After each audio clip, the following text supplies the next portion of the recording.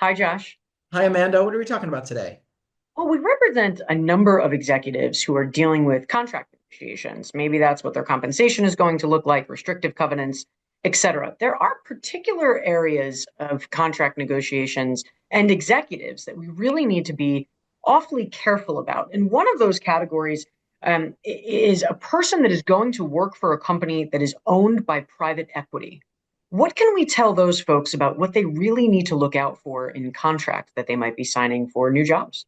Amanda, there are lots of materials on our website and in our previous videos about how to deal with contract negotiation if you are an executive facing that situation. But private equity is really its own animal. For folks who don't know, private equity is an investment vehicle that involves buying, managing, improving, and then selling a target company. And the executives who are slated for private equity need to be really specific in their consideration of the contract that they're getting from the private equity firm. They're working both for the private equity firm and for the target company. And so that can be a little bit complicated. But here are three things they need to keep in mind in that contract process, in addition to all of the normal considerations that apply to executives for companies. First, this is not a situation where you're likely to become an executive for a long period of time. Private equity firms tend to want to get in and get out. They realize their profit and they move on. And that means the executive relationship is likely to be a relatively short-term one. What does that mean for how you structure the relationship?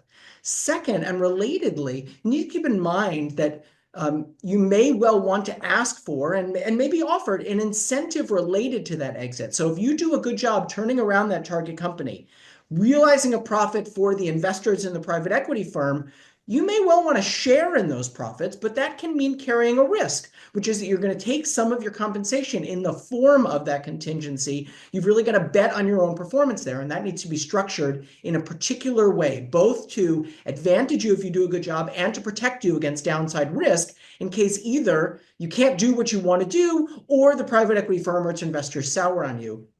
And the third thing you want to keep in mind is the tax treatment of any contingent portion of any performance related bonus.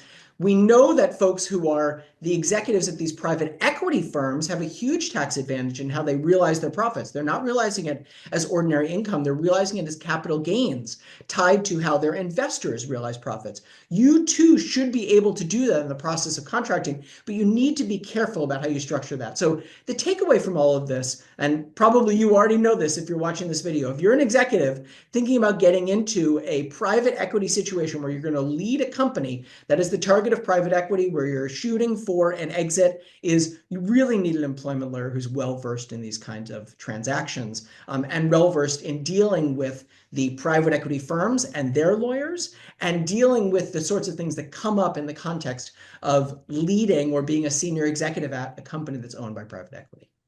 Great advice. We say all the time, we don't know what we don't know, right? So we want to talk to the people that do so we can make good decisions. Thank you so much, Josh, and thank you for watching. Take care.